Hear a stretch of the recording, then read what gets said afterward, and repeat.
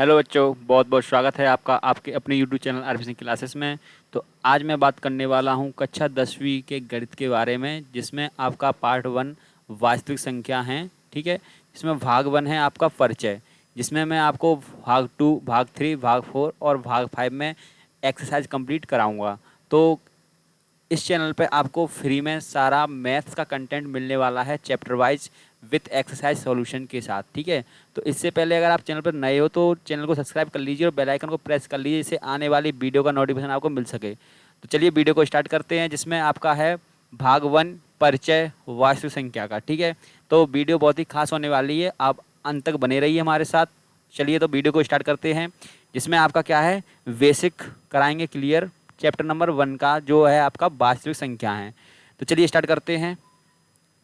तो यहाँ पर आपको पहले थोड़ा सा बेसिक क्या है कि जो मैथ की प्रारंभिक नींव है वो आपकी किससे स्टार्ट हुई है, संख्या से। ठीक है, जो आपका नंबर सिस्टम स्टार्ट होता है, संख्या पद्धति स्टार्ट होती है, वो होती है संख्या से। ठीक है, अब संख्या को दो भागों में बांटा जाता है। ठीक है, नंबर है उसको दो भागों में बांटा जाता है, एक होता है वास्तविक संख्याएं, एक होता है आपका वास्तविक संख्या, एक होता है काल्पनिक संख्या। यानी कि आपका एक होता है रियल नंबर, ठीक है, एक होता है आपका रियल नंबर, ठीक है, और एक होता है इमेजिनरी नंबर। ठीक है दोस्तों, तो इमेजिनरी की बात हम फिलहाल करने वाले नहीं है, अभी बात करेंगे वास्तविक संख्या की, क्योंकि आपका पार्ट भी क्या है, वास्तविक संख्या। ठीक है, तो काल्पनिक नंबर आप फिलहाल में नहीं पढ़ने वाले हो, और अभी आपके चैप्टर में भी नहीं है, अभी आपके सिलेबस में भी नहीं है। ठीक है, आपके सिलेबस में क्या है, वास्तविक संख्या है। तो वास्तविक संख्या में क्या क्या आते हैं उनके बारे में डिस्कस करते हैं। चलिए दोस्तों आगे बढ़ते हैं। जैसे वास्तविक संख्या स्टार्ट होती है आपकी, इसमें आता है प्राकृतिक संख्याएं।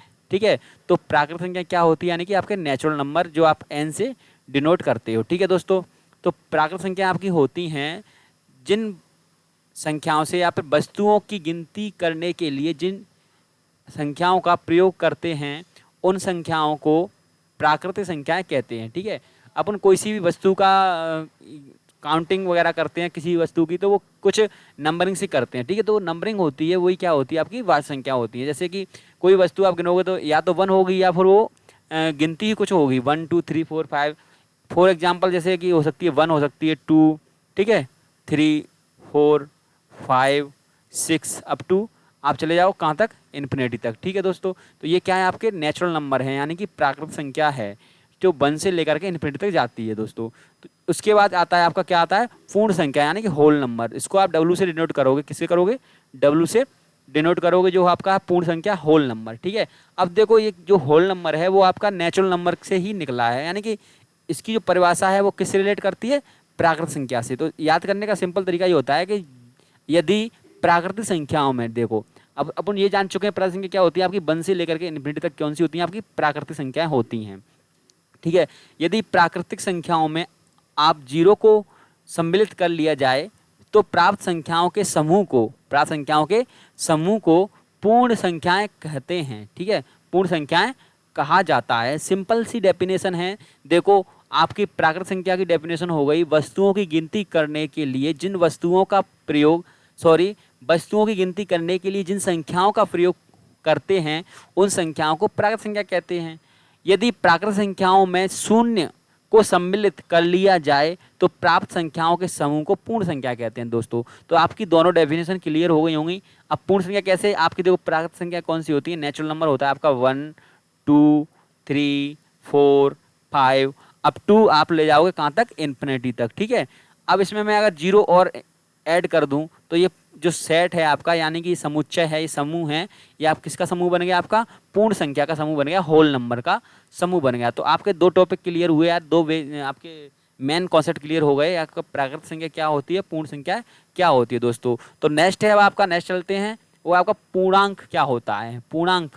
ठीक है, तो पूर्णांक क्या होता है, वो भी आपका ना जैसे नेचुरल नंबर, प्राकृतिक संख्या और पूर्ण संख्या से मिलकर के पूर्णांक बनता है। तो देखो सिंपल तरीका से अगर इसे याद किया जाए डेफिनेशन को, यदि पूर्ण संख्याओं के समूह में, ठीक है, प्राकृतिक संख्याओं के ऋणात्मक मानों को सम्मिलित कर लिया जाए तो प्राप्त संख्याओं के समूह को पूर्णांक संख्याएं कहा जाता है।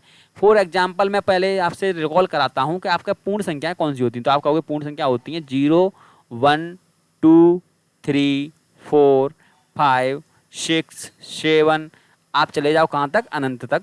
ठीक है, उसके बाद इसमें प्राकृत संख्याओं के ऋणात्मक मान, प्राकृत संख्याओं के ऋणात्मक मानों को सम्मिलित कर लिया जाए, यानी कि -1, -2, -3, -4, -5, अप टू कहाँ तक चला जाएगा ये आपका, अप टू -इन्फिनिटी तक जाएगा। ठीक है दोस्तों, तो ये जो समूह है, ये समुच्चय है, ये जो सेट है, ये किसका सेट है आपका, ये है आपका पूर्णांक का, यानी कि इंटीजर्स। इसको अपन डिनोट करते हैं आई से भी करते हैं और जेड से भी करते हैं। ठीक है दोस्तों, तो ये थे आपके पूर्णांक। तो आई होप आपको वीडियो अच्छी लग रही होगी। अगर वीडियो अच्छी लग रही है तो वीडियो को लाइक कर दीजिए, ज़्यादा लोगों तक शेयर कर दीजिए, अपने दोस्तों तक भेजिए, जिससे उनको भी एक फ्री में क्लास मिल सके, क्योंकि ये सारी क्लास पेड होती हैं। मैं आपको फ्री में सारा कंटेंट देने वाला हूँ। 10th मैथ्स के सारे चैप्टर आपके विथ सॉल्यूशन कराने वाला हूँ। आपकी पर डे की एक एक्सरसाइज कंप्लीट होगी। आप चैनल को सब्सक्राइब कर लीजिए, बेल आइकन को प्रेस कर लीजिए, ठीक है, और नोटिफिकेशन बेल को भी जरूर दबा लीजिए, जिससे आपको नोटिफिकेशन पहुंच जाए कि हमारी वीडियो आपके पास पहुंच चुकी है। तो चलिए, नेक्स्ट जो कॉन्सेप्ट है वो है आपका परिमेय संख्याएं। अब परिमेय संख्या क्या होती है, इसकी डेफिनेशन याद करना बहुत ही सिंपल है, अगर आप थोड़ा सा समझते हो तो। परिमेय संख्याएं ऐसी संख्याएं जो P/Q के रूप में व्यक्त की जा सकती हैं, तथा जहां P और Q पूर्णांक हों, या दूसरे शब्द में कहो, देखो पूर्णांक मैंने आपको पहले बता चुका हूँ कि -इन्फिनिटी से +इन्फिनिटी तक कोई सी भी वैल्यू हो सकती है P और Q का मान, ठीक है। बस Q है वो 0 नहीं हो सकता है, ठीक है, Q है वो 0 नहीं हो सकता। बाकी आपका 0 P और Q का मान -इन्फिनिटी से लेकर के और +इन्फिनिटी तक कुछ भी हो सकता है, ठीक है, +इन्फिनिटी तक कुछ भी हो सकता है, ठीक है। तो P और Q पूर्णांक हों, ठीक है, परंतु Q इज नॉट इक्वल 0 परिमेय संख्याएं कहलाती हैं, ठीक है। ये इसकी डेफिनेशन है दोस्तों। अब आगे अपन चलते हैं, जैसे कि फॉर एग्जांपल मैं थोड़ा सा इसके एग्जांपल लेता हूं परिमेय संख्याओं के। तो पहले ही बोल सकता हूँ P और Q पूर्णांक हैं, तो सारे पूर्णांक आपके क्या हो जाएंगे, परिमेय संख्या हो जाएंगे। जैसे मैं पूछता हूँ कि आप बोलोगे P/Q के फॉर्म में लिखते हैं। अब P को क्या बोलते हैं अपन, हर बोलते हैं, ठीक है, और Q क्या बोलते हैं, अंश बोलते हैं। सॉरी, ये आपका अंश होता है, ठीक है, P आपका अंश होता है और Q आपका हर होता है। तो यहाँ से आपको थोड़ा सा समझना चाहिए कि जो हर है वो कभी 0 नहीं होगा, हर कभी 0 नहीं होगा, और अंश आपका 0 के अलावा 0 भी हो सकता है और कुछ भी हो सकता है, ठीक है। आपका जैसे मैं लेता हूँ 2/5, ठीक है दोस्तों, तो ये क्या है, ये एक आपका परिमेय संख्या है, ठीक है। उसके बाद जैसे अपन लेते हैं फॉर एग्जांपल √5 एक परिमेय संख्या नहीं है, क्योंकि ये रूट में है, ठीक है। अगर अपन लेते हैं 1.5, तो ये भी क्या है, परिमेय संख्या नहीं है, क्योंकि ये एक पूर्णांक नहीं है, तो ये भी परिमेय संख्या नहीं है। अब आप जैसे कि फॉर एग्जांपल मैं लेता हूँ 0/1, तो ये क्या है, एक परिमेय संख्या है। आपका P 0 हो सकता है, लेकिन Q यहाँ पर 0 नहीं है, ठीक है, तो ये भी क्या है, एक परिमेय संख्या है। फॉर एग्जाम्पल और एग्जाम्पल लेता हूँ, मैं पूछता हूँ 2 बताइए परिमेय संख्या है कि नहीं है, तो आप कहोगे कि इसमें Q नहीं है। कौन कहता है Q नहीं है, नीचे जिस संख्या के नीचे कुछ भी नहीं होता, उसकी संख्या के नीचे 1 होता है, तो ये भी क्या है, एक परिमेय संख्या है। आई होप कि आपका परिमेय संख्या से कॉन्सेप्ट क्लियर हो चुका होगा। नेक्स्ट अपन चलते हैं। अब देखो, परिमेय संख्या का भी क्लासिफिकेशन किया गया है 2 भागों में। परिमेय संख्या 2 तरह की होती हैं आपकी, एक धनात्मक परिमेय संख्या होती है, एक ऋणात्मक परिमेय संख्या होती है, ठीक है, negative integers and positive integers. तो धनात्मक क्या होता है आपका, जैसे P/Q के फॉर्म में लिखते हैं परिमेय संख्या को, P/Q के फॉर्म में लिखा जाता है। तो धनात्मक जब होती है जब ऊपर और नीचे दोनों प्लस के हों, या फिर जो P और Q का मान दोनों नेगेटिव हों, ठीक है, या तो दोनों पॉजिटिव हों या दोनों नेगेटिव हों, तो क्या हो जाती है, धनात्मक परिमेय संख्या हो जाती है। और यदि P अथवा Q एक आपका पॉजिटिव है, एक आपका नेगेटिव है, तो ये क्या आ जाएगी, आपकी ऋणात्मक परिमेय संख्या हो जाएगी। एक आपका पॉजिटिव एक नेगेटिव है, तो ये क्या हो जाएगी, ऋणात्मक परिमेय संख्या हो जाएगी दोस्तों।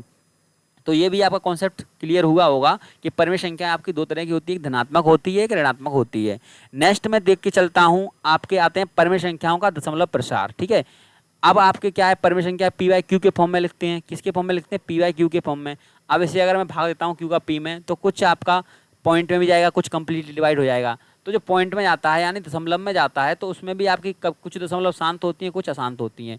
जैसे फॉर एग्जांपल मैं आपको एग्जांपल्स के तौर पर बताता हूँ कि शांत क्या होता है। शांत होता है जैसे कि 1.75 पर कोई भाग टूट जाए, यानी कि जो आपका भागफल है वो इतना आए, तो ये शांत हो जाती है। लेकिन कभी कभी क्या होता है, 2.33333333 यानी कि चलती जाती है, रुकने का नाम नहीं लेती, जो ये होती है आपके शांत। ठीक है दोस्तों, तो कुछ एग्जाम्पल देखते हैं शांत और अशांत के। तो अशांत दशमलव प्रसार परिमेय संख्याओं के उदाहरण देखते हैं। ये हैं आपके उदाहरण, तो मैं देखता हूँ इनको भाग दे करके। ठीक है, तो पहला है आपका 8 का भाग दिया गया है 33 में। ठीक है, 8 का भाग दिया गया है आपका 33 में, तो भाग देता हूँ 8 से, तो 8 से जाता है 8 3 24, 8 चौक 32। ठीक है दोस्तों, 4 टाइम जाता है, तो यहाँ से मैं घटाता हूँ 1 बचता है। उसके बाद आपका 1 में नहीं जाएगा, यानी कि रिमाइंडर है जो शेषफल है वो कितना आ गया आपका 1। तो मैं पॉइंट लगा करके 0 बढ़ाता हूँ और फिर देता हूँ, तो 8 एकम 8 एक बार चला जाएगा। ठीक है, फिर माइनस करता हूँ तो आपका 2 बचेगा। ठीक है, आपका पॉइंट लगा चुके हो तो 0 बढ़ा सकते हो। ठीक है, उसके बाद 8 से 2 गए 8 दूनी 16, 2 बार चला जाएगा। ठीक है, और माइनस करने पर आपका यहाँ से निकलेगा कितना 4, माइनस करने पर 4 आ गया तुम्हारा। अब भी भाग जाए नहीं जा रहा, तो आप फिर से 0 बढ़ा सकते हो, तो आपका कितना होगा 40, यानी 40 हो गया। तो 8 पंच 40 यानी चला गया भाग, कितने चला गया 5 टाइम। तो फाइनली आपका जो दशमलव प्रसार है वो क्या हो गया, शांत हो गया। 8 पंच 40 क्या हो गया, शांत हो गया, कितने पर 4.125 पर शांत हो गया। ठीक है दोस्तों, अब नेक्स्ट एग्जाम्पल लेता हूँ मैं 17 से भाग देता हूँ, सॉरी 17 में भाग देता हूँ 25 का। ठीक है, तो 17 भाग 25 का नहीं जाएगा, इसलिए पॉइंट लगा करके मैं 0 बढ़ाता हूँ, तो कितना होगा 117 हो गया। 25 पंजे 125, 25 छक्के 150। ठीक है, तो 6 टाइम चला गया, 25 छक्के 150। ठीक है, तो यहाँ से आपका बच जाएगा 0 और 2। ठीक है, और 1 से कुछ भी नहीं। अब 20 में 25 का जाएगा नहीं, तो फिर आप पॉइंट लगा चुके हो तो 1 0 बढ़ा सकते हो, तो फिर 25 से क्या चला 25 अट्ठे 200, 8 टाइम चला गया। ठीक है, कंप्लीटली डिवाइड हो गया, यानी कि आपका रिमाइंडर है जो शेषफल है वो क्या बचता है 0 बचता है। तो ये भी आपका क्या हो गया, शांत दशमलव हो गया। ठीक है, कुछ भाग देने के बाद प्रक्रिया समाप्त हो जाती है, वो आपकी शांत दशमलव हो जाती है। इसको एक देखते हैं अपन, 12 में भाग दिया गया है, कितने का दिया गया है 20 का। ठीक है, 12 में अगर 20 का भाग देता हूँ तो 20 से कितने चला जाएगा आपका, पहले भाग ही नहीं जाएगा, पहले आपको पॉइंट लगाना पड़ेगा, तो 120 होता है, और 20 पंजे 120, सॉरी 20 पंजे 100, 20 छक्के 120, 6 टाइम चला जाएगा। ठीक है, तो कंप्लीटली भाग चला गया, यानी कि इसने भी क्या दे दी, शांत दशमलव दे दी। तो ये थे एग्जाम्पल कुछ शांत दशमलव के। ठीक है दोस्तों, अब फॉर एग्जाम्पल शांत दशमलव प्रसार परमेय संख्याओं की पहचान, अपन को पहचान कैसे करनी है कि शांत है या अशांत है। ठीक है, ये भी चीज़ समझना है।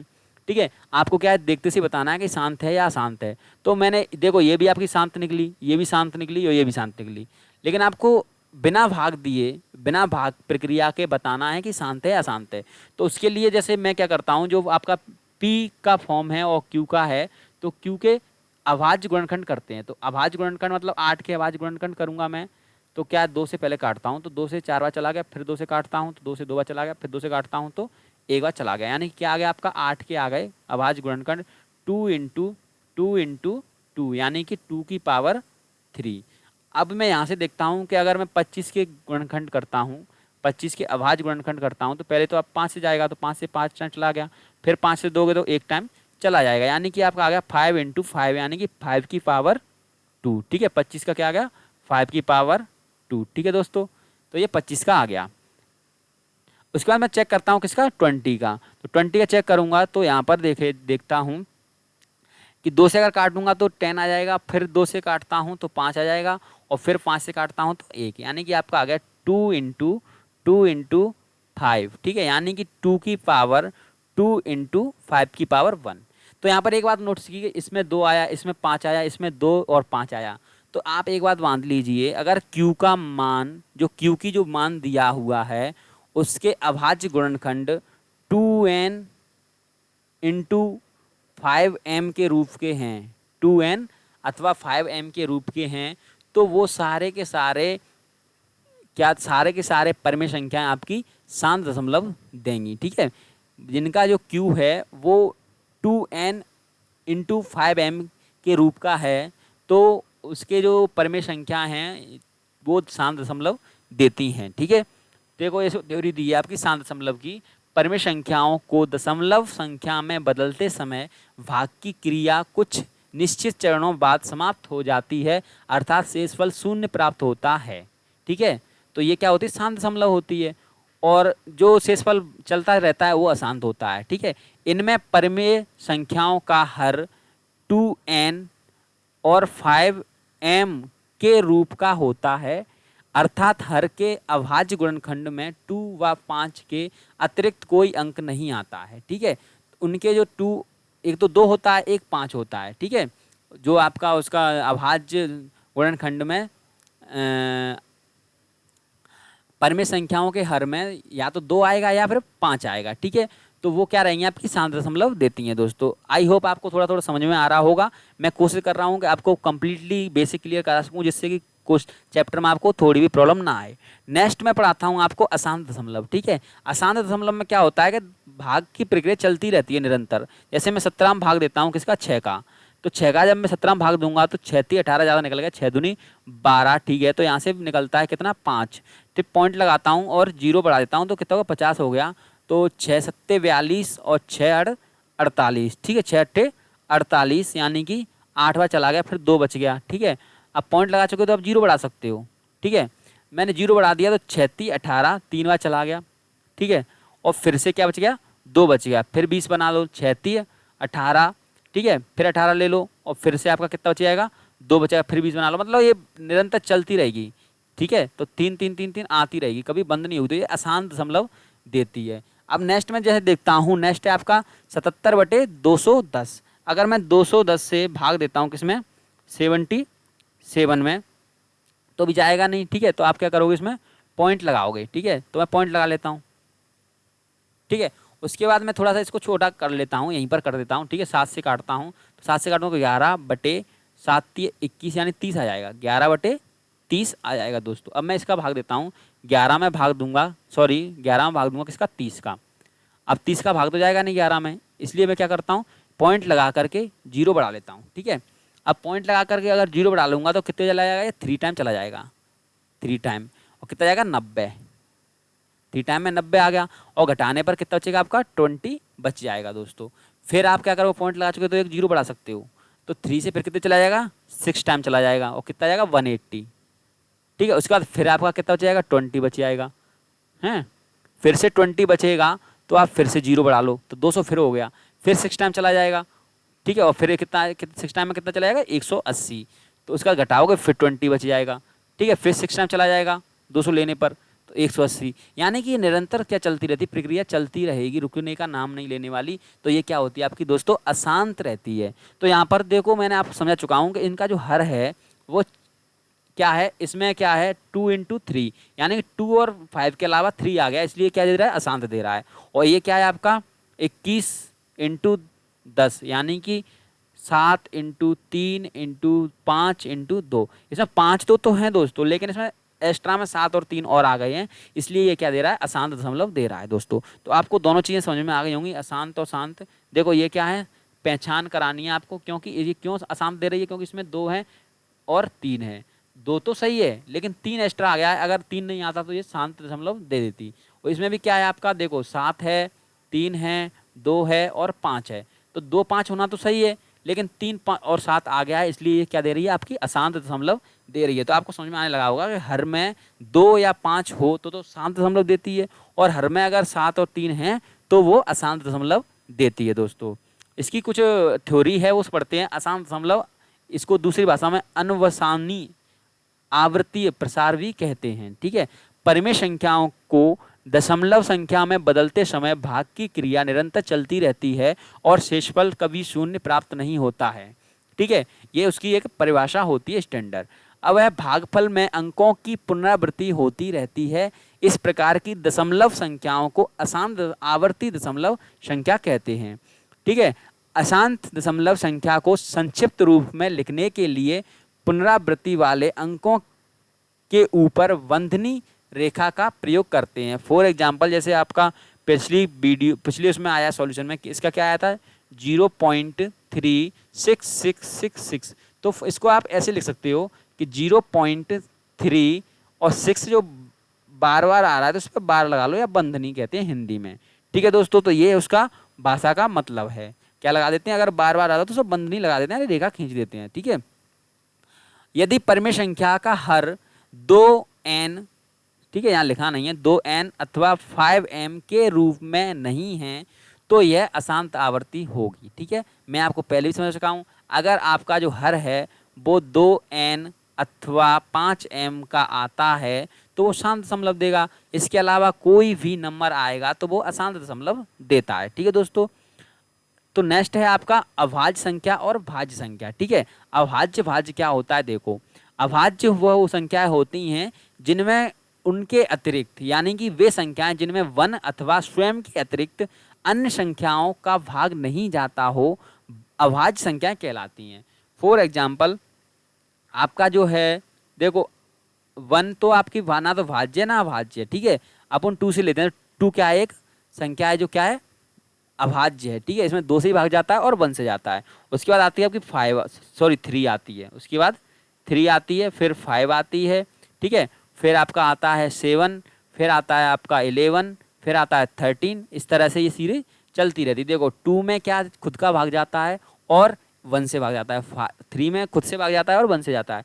इसमें एक इंपॉर्टेंट क्वेश्चन ये आता है कि सबसे छोटी अभाज्य संख्या कौन सी होती है, तो आंसर होगा आपका दो। ठीक है, दूसरा क्वेश्चन आता है कि एक ऐसी संख्या जो सम है, मतलब जो क्या है, एक इवन नंबर है, सम संख्या है, फिर भी अभाज्य है, तो वो क्या है आपकी दो। ठीक है, यानी कि पूरी की पूरी अभाज्य जो सीरीज है, यानी अभाज्य जो आपका ग्रुप है, समुच्चय है, एक ग्रुप है, उसमें एक ही सम संख्या है, वो क्या है आपकी दो। ठीक है, अब आता है आपका भाज्य। तो भाज्य क्या है, वे संख्याएं जिनमें वन अथवा स्वयं के अतिरिक्त अन्य संख्याओं का भाग चला जाता हो, भाज्य संख्याएं कहलाती हैं। तो फॉर एग्जाम्पल आप इनके अलावा कुछ भी ले लो आप, 4, 6, 8, 9, 10, 12, ये क्या है, सभी क्या है अथवा चलती रहती है सीरीज, ये क्या है आपकी भाज्य है। ठीक है, देखो इसमें भाग एक से जाता है, दो से जाता है और स्वयं से भी जाता है। इसमें स्वयं से भी जाता है, तीन से जाता है, दो से जाता है, एक से जाता है,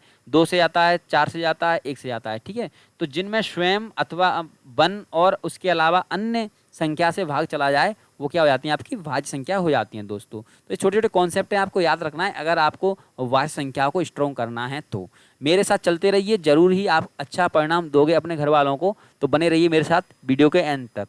नेक्स्ट है आपका यूक्लिड विभाजन प्रमेय। ठीक है, ये आपका मोस्ट इंपोर्टेंट है, इस टॉपिक का कॉन्सेप्ट है। यदि ए एंड बी धनात्मक पूर्णांक हैं तो दो ऐसे अद्वितीय पूर्णांक Q एवं R इस प्रकार विद्यमान होते हैं कि, अब यहाँ पर आपको समझना पड़ेगा क्या, मैं एक चीज़ समझाता हूँ। जैसे कि दो संख्या हैं आपकी 4 और 8। ठीक है, दो संख्या है आपकी 4 और 8। अच्छा 4, 8 ना लेकर के मैं इसको लेता हूँ 14। क्या लेता हूँ 14। ठीक है, ये जो संख्या है इसको मैं ख़त्म करता हूँ, थोड़ा सा समझिए, एक मिनट। ठीक है, देखो जैसे मैं ले लेता हूँ, दो संख्या ले लेता हूँ, ए एंड बी का मान ले लेता हूँ। ए मान लेता हूँ 4 और बी मान लेता हूँ 14। ठीक है, मैंने दो संख्याएं ली।